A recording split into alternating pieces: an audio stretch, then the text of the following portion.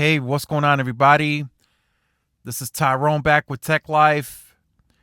And in this video, I have a big network update for you guys out of T-Mobile. And some of this I'll give you some insight on what I'm hearing. So that's unofficial. But with this article right here, that's public, you guys will kind of be able to put two and two together. So the title states T-Mobile makes a major move. So what's happening here is something that's being accelerated in May. So again, that's unofficial. I don't have any official documents. This is what I'm hearing. So in May of this year is when the acceleration of the Sprint decommissioning is supposed to start. Not all sites, but they have a certain amount of sites scheduled.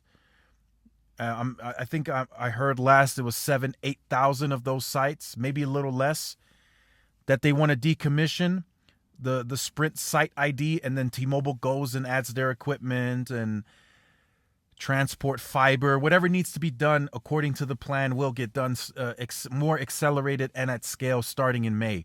That's the plan. Now, we've recently heard that Dish is trying to damp that plan. They're trying to stop it altogether, really. That's what they're reaching out to the FCC for, to tell T-Mobile to stop decommissioning the Sprint CDMA network. Apparently, again, this is unofficial. What I'm hearing internally is they're not slowing down at all. They're going to continue going with what they had planned. So that's telling me that T-Mobile will literally have to get official word from FCC and the FCC to tell them to stop the CDMA decommission, shutting down the Sprint sites. So they're not entertaining anything that Dish is telling them on the back end. They're now wanting the FCC to come and tell them, hey, you need to stop shutting down the Sprint network. And then I guess at that point they'll start discussing, hey, this was not part of the agreement. That's when all of that will come out on the table.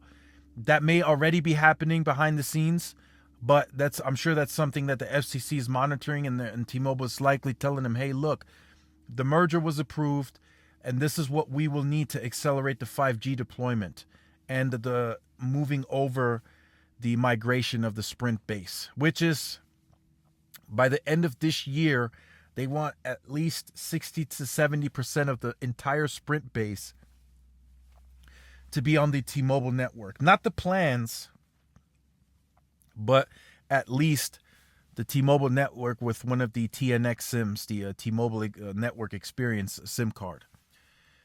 So what's happening here, and this is where you'll be able to put two and two together, what's taking place in May. This is a bit of an older article. This is March 30th of this year. So T-Mobile is expanding its communication coverage in an area using the Salina water tower. So this is Salina, Texas. I hope I said that right. But Sprint was a previous provider on this site.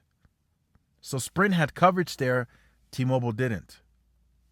So T-Mobile is going to get on this tower, and then they will be the only ones providing coverage in that area because Sprint would no longer exist. So why is it happening in this way? People have asked me. It is because, yes, T-Mobile is going to take over the site and they're going to add their equipment on there. But the way that it's happening, it's not just T-Mobile going to the site and adding their equipment and calling it a day. There is a little bit of a process. So the Sprint site ID is going to have to get decommissioned, which that's what I've told you unofficially, but that's what's happening here in this article. So the Sprint site ID is being decommissioned, and then T-Mobile goes in, they add their site ID, they integrate it into their system, and then they add all their cabinets and equipment that they need. That's how that's happening. Sprint had a lot of sites that were fed by microwave backhaul. T-Mobile is not really in favor of that. So if there's a fiber transport needed, T-Mobile will initiate that with their site ID and their equipment. So again, there's additional negotiations that will be on the back end, leasing, and they're like in this article, T-Mobile needs to take up more space inside the water tower. So that could cause additional negotiations on rent, leasing.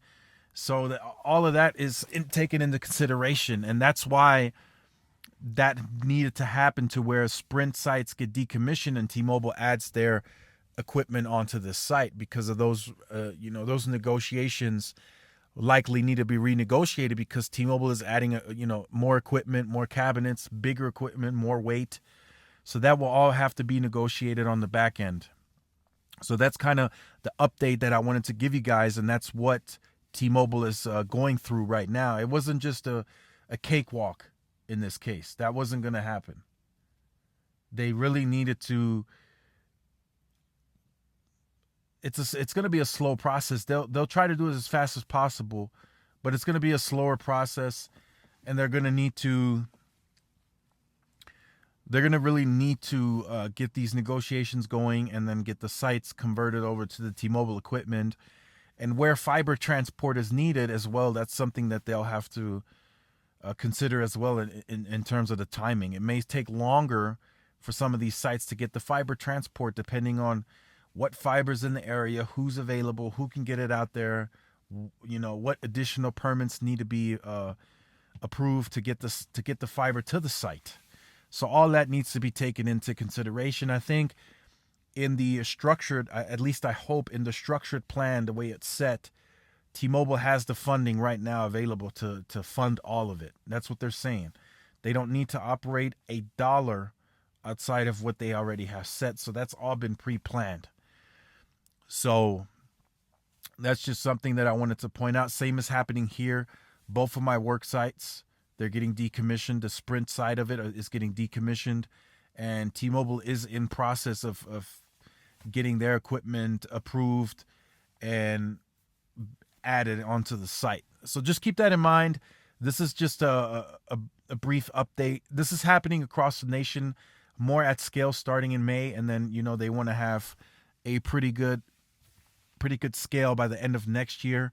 But that's something that they'll have to work through. They have to decommission the Sprint side of it. Then they have to go and renegotiate. They have to get the site cabinets added, their equipment, and then also they have to include that Sprint spectrum as well. So that's all taken into consideration with these upgrades on these sites. And I hope that they use that one-touch strategy that I've been seeing, where they add the newest radios that is capable of that Sprint PCS and all that Sprint equipment, and then we start seeing that ramp up. And and then on some sites as well, there's going to be additional infrastructure needed, strengthening of the site to handle the additional weight. So there's a lot going on that behind the scenes. So let me know what you think about that in the comment section down below. I look forward to reading your comments. If you have been on the channel, or you are new to the channel and you have not yet liked, shared, subscribed, make sure you do so. Hit the notification bell so you are notified when I do upload the content. Make sure to follow the social media outlets for more updates and interactions. Thanks again for watching. This is Tyrone with Tech Life, and I shall see you on the next one. Appreciate it.